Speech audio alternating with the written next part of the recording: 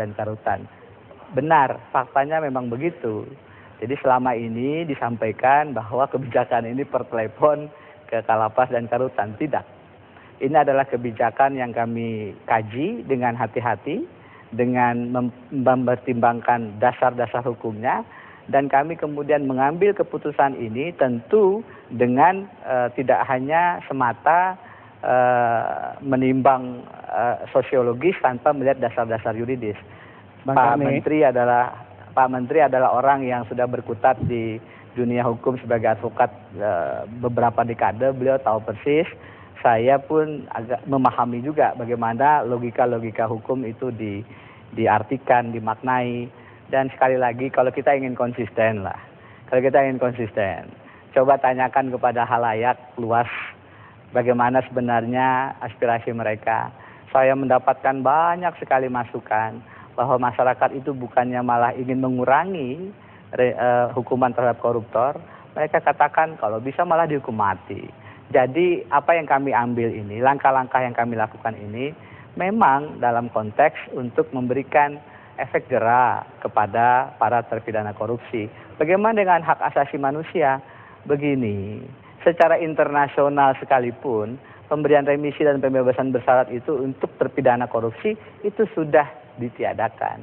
Pada saat kita direview oleh internasional, karena kita menandatangani konvensi PBB anti korupsi, maka catatan negatif yang diberikan kepada Indonesia adalah komitmen anti korupsinya dipertanyakan karena terlalu mengobral remisi terhadap terpidana korupsi. Ini dunia internasional yang sangat menghormati human rights. Jadi kalau bicara human rights, pemberian remisi betul itu adalah hak pada saat mana?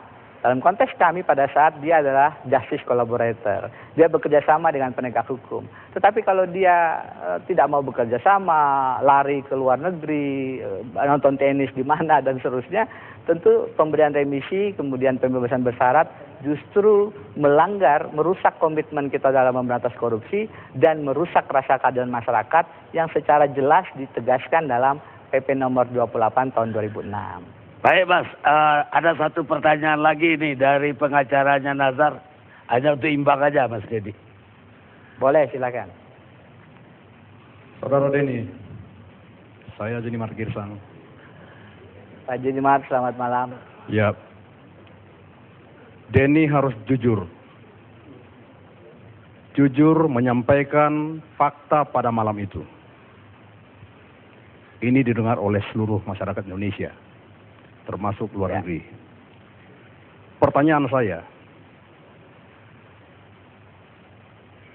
lebih kurang 2 minggu setelah pemasangan CCTV ke ruang Wamen, ya, yang sebelumnya Pak Nasar masuk ke LP Cipinang. Rutan.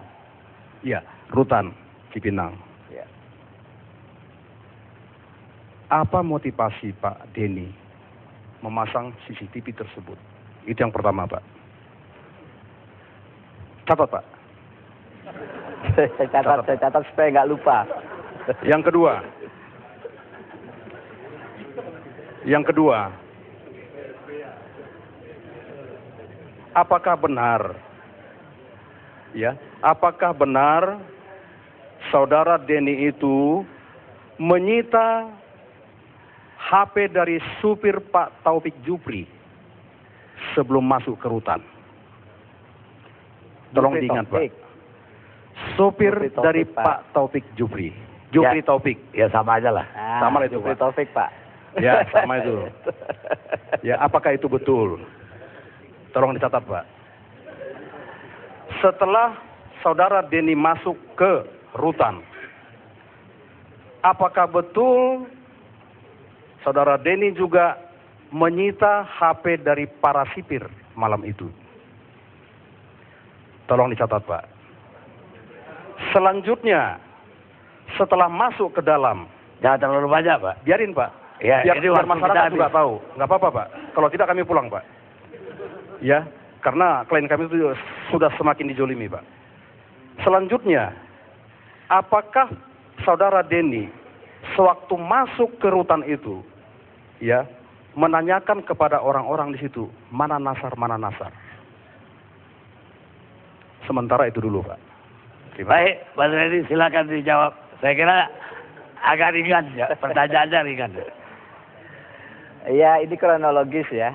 Saya terima kasih kepada Mbak Junimat yang membantu saya untuk lebih meruntutkan lagi alur cerita sehingga kemudian halayak paham.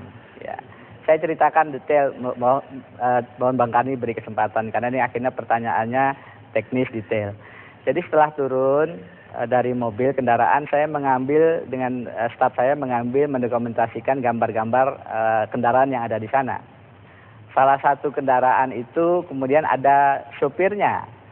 Saya bertanya, Anda supir siapa? Dia tidak mengatakan dia supir Jofri Taufik, dia ngakunya supir Arif Rahman waktu itu. Kemudian saya lihat dia bawa HP BlackBerry, ada satu lagi apa gitu. Saya minta staf saya tolong HP-nya dipinjam, nanti kita kembalikan pada saat kita pulang. Bukan disita dalam artian tidak dikembalikan. Kenapa HP kami minta? Itu prosedur standar kami kalau kami sidak.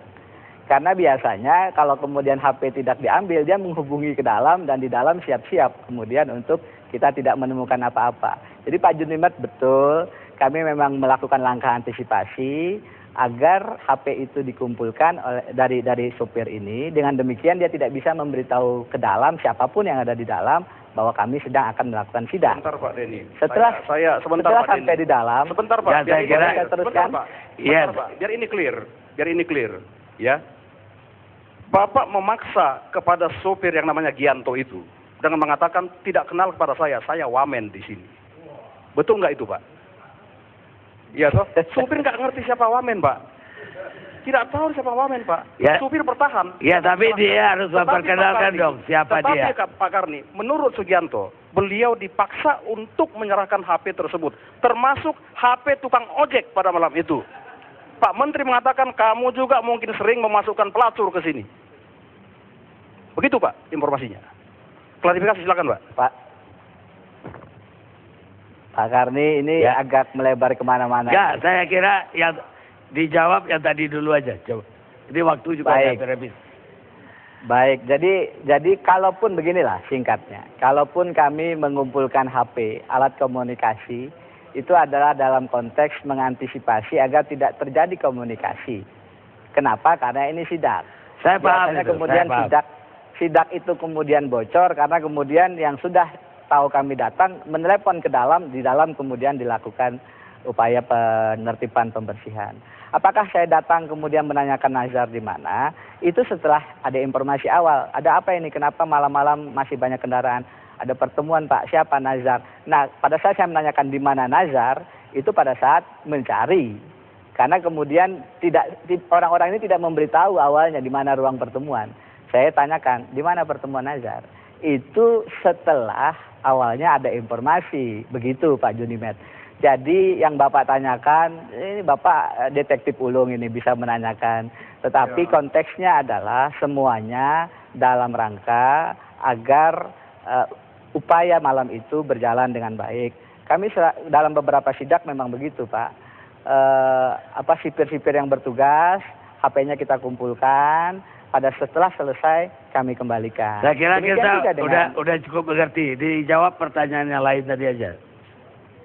Ya, jadi beginilah Pak Karni, kalau terkait dengan pertanyaan-pertanyaan yang lain, saya pikir saya berterima kasih atas berbagai macam respon tentang sidak ini. Tentu bukan satu yang menyelesaikan semuanya. CCTV juga bukan menyelesaikan semuanya. Ini hanya tools, hanya cara untuk kemudian salah satunya memberikan terapi, shock terapi. Tetapi yang lebih penting memang adalah membangun sistem, integritas. Makanya kemudian hari Minggu kemarin kami sampaikan beberapa kebijakan. Tidak hanya mengganti 4 pimpinan, tapi kami juga akan mempersiapkan lapas khusus bagi terpidana korupsi. Kenapa? Karena ini yang selalu bermasalah. Artalita adalah kasus korupsi, Rosa adalah kasus korupsi, Nazar adalah kasus korupsi. Jadi kita akan mengambil langkah untuk menyiapkan lapas khusus kasus korupsi. Yang ketiga, CCTV kita optimalkan. Bukan CCTV dalam artian hanya perangkat, tapi fungsi pengawasan yang lebih baik. Yang keempat, dalam waktu 6 bulan ke depan, kami akan melakukan pendidikan pelatihan petugas kami di lapangan. Yang kelima, kita akan menetapkan terutama di Jakarta ini. Saya kira saya nggak ada waktu lagi. Sedikit Pak. Saya nggak ada waktu lagi. Satu Pak. Dan yang terakhir, semua itu akan setiap bulan sekali dievaluasi dengan langsung dipimpin langsung oleh Menteri Hukum dan HAM. Jadi kami sadar bahwa memang tidak cukup hanya sidak, tidak cukup hanya CCTV, pembenahan ke depan ini harus lebih sistemik. Kita udah harus ngerti. lebih berdasarkan Kita udah paham. aturan main, agar kemudian walaupun ke depan CCTV barangkali hanya menjadi tools, sidak juga tidak harus sering dilakukan, pembenahan di lembaga pemasyarakatan yang lebih anti pungli, lebih bersih dari penyimpangan dapat kita jadikan realita kenyataan. Baik Mas Dedi, sebelum saya akhiri, saya ucapkan selamat atas pengukuhan guru besar di UGM kemarin. Jadi nggak dengar lagi nih. Saya selamat atas pengukuhan jadi guru besar. Baik, kita istirahat sejenak pemirsa. Nanti kita kalau Mas Dedi mau melanjutkan, kita akan buka lagi. Terima kasih.